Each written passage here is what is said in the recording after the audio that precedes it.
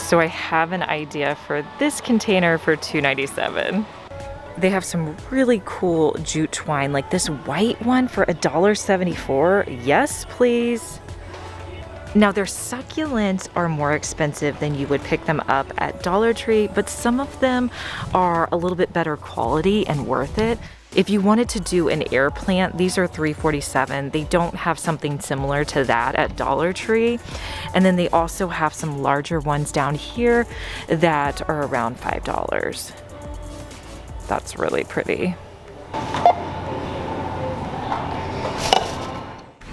So I'm going to take the glass container as well as this twine. I'm going to start by pulling out 8 long pieces of twine. The longer the better, because once you start tying knots, it gets smaller.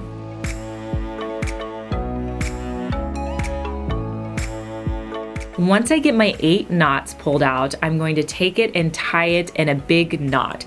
This is going to be the bottom of my container. Next, I'm going to take 2 pieces and tie them in a knot so that the knot will be right at the bottom edge of my jar.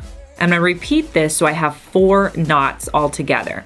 And then I'll spread it out over my container so that I make sure that all the knots are even. Now I'm going to take those 4 knots and I'm going to separate them. So I'll have 1 string from one knot and I'm going to tie it in another knot. You can kind of see how I'm doing this. So I'll do that with all 4 of my knots and I will create 4 new knots. Now I'm going to do this process again, pulling and creating another knot. So it creates kind of a webbing of knots. Once I have those 3 layers of knots in place, I'll pull up all of the pieces, make them as even as possible, and I will tie a knot at the top, and then I'll tie an additional knot and cut off any excess twine. I added in rocks and that air plant from Walmart, but really you could put in anything, and I think this makes a great plant hanger.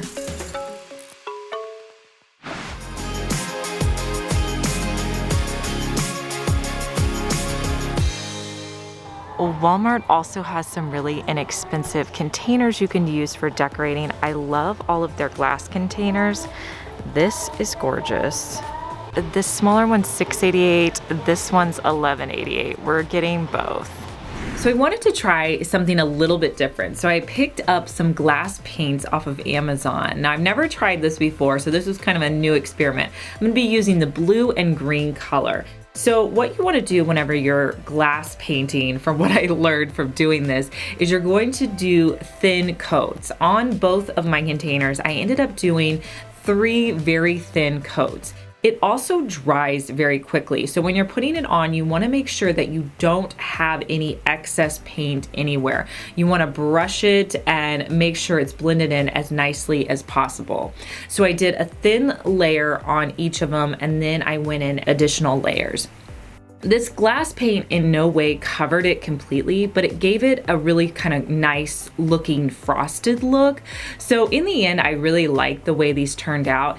The more paint you add, the deeper your color is going to be. So I stopped at 3 coats, but you could probably add even more coats if you wanted it to have a deeper look.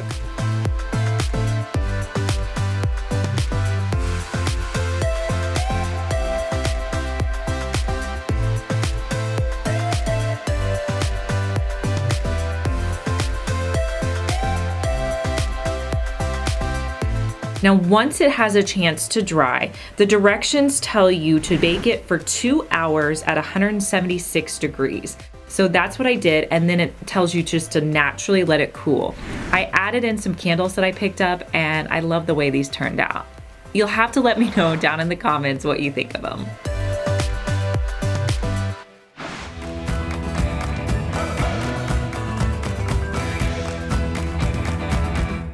Hey guys, I'm Liz and you're watching my second DIY channel where I post daily DIY videos. You may be familiar with my main channel, Liz Fenwick DIY, but I'm glad that you found me over here on my second channel. Make sure that you're subscribed so you just get notified every day when I post our daily DIY video.